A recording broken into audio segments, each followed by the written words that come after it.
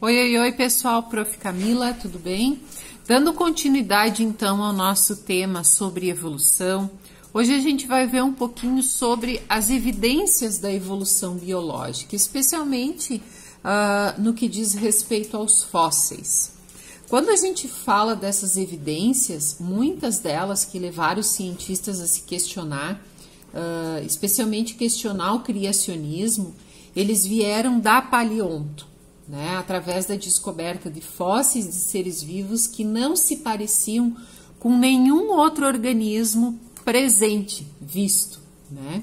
Esses fósseis, então, eles contestavam a ideia fixista de que as espécies elas permaneciam imutáveis por toda a existência. Mas o que é um fóssil? Quando a gente fala de fóssil, o que é? Um fóssil, pessoal, do latim fossilis, que é tirado da terra, é qualquer vestígio de ser vivo que habitou o nosso planeta em tempos remotos, como uma parte do corpo, uma pegada impressa na rocha, uma impressão corporal. O estudo dos fósseis, ele permite deduzir o tamanho e também a forma dos organismos que deixaram esse rastro, essa pegada, essa parte do organismo, né? E com isso, então, possibilita a reconstrução de uma imagem possivelmente parecida dos animais quando eles eram vivos. Um fóssil, ele vai se formar quando os restos mortais de um organismo, eles ficam a salvo. A salvo do quê? Da ação dos agentes decompositores, das intempéries naturais, como, por exemplo, sol, chuvas, ventos. As condições mais favoráveis à fossilização, elas ocorrem quando o corpo de um animal ou de uma planta ele é sepultado no fundo do lago e rapidamente coberto por sedimentos. Então, quando a gente fala deste processo, a gente está falando também dos diferentes tipos de fossilização, né? Que é quando esse vestígio ou esse cadáver do organismo vai ser, então, rapidamente sepultado por sedimentos, como areia, argila, né? Ou em ambientes alagados, como eu falei anteriormente. E aí, com o passar do tempo, esses sedimentos depositados, eles vão se compactando e originando o que os geólogos chamam de rocha sedimentar.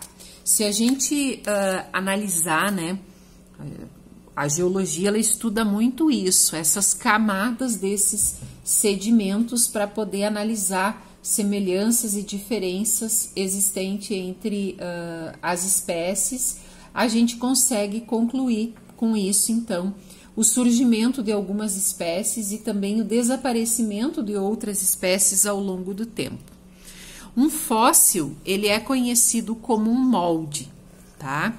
E um dos grandes e talvez o maior desafio da ciência é estabelecer métodos seguros, métodos confiáveis para descobrir há quanto tempo esse fóssil se formou, né? Ou há quanto tempo que ele está nesta rocha. O primeiro método, ele foi desenvolvido lá no século XIX e ele foi chamado de datação relativa. A datação relativa se estuda, então, a deposição sucessiva de camadas de sedimentos e com isso, então, foi possível determinar a idade relativa das camadas de rocha dos fósseis contidos. Então, vai se estudando todas estas camadas para se chegar a um tempo, né? O outro tipo de determinação de idades, ele é mais recente, né? Ele é de meados do século XIX e ele se chama da datação radiométrica ou datação absoluta, né? Que consiste basicamente na análise de elementos radioativos e permite, então, com isso, estabelecer uma certa precisão de quanto tempo um fóssil ou uma rocha se formou. E aí vocês já devem ter escutado muito falar, né, do método meia-vida ou então da datação pelo método do carbono 14. O carbono 14 ele é mais conhecido de vocês. Acredito que todos vocês em algum momento já devam ter escutado falar nisso, né? Na questão da meia-vida do carbono 14. Então, essa datação pelo método do carbono 14 se baseia nessa comparação entre as quantidades de carbono 14 e de carbono 12 que vão estar presentes na atmosfera. Tá aqui, ó. Presentes na atmosfera de matéria orgânica fóssil. Esse método ele vai se fundamentar, então, no fato de que a taxa de carbono 14 ela se mantém relativamente constante.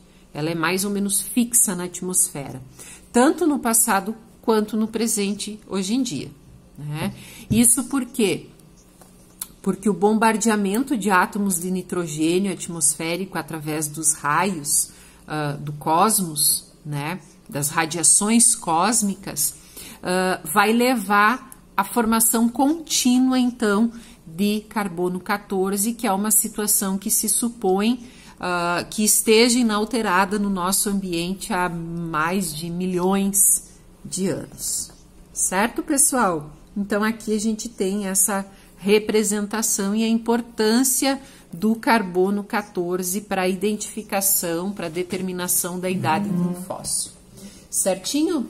Outras evidências, né, contra o criacionismo, elas vieram com o estudo da embriologia e da anatomia comparada, que é o que a gente vai ver no nosso próximo vídeo, certinho? Beijinho, beijoca, até o próximo.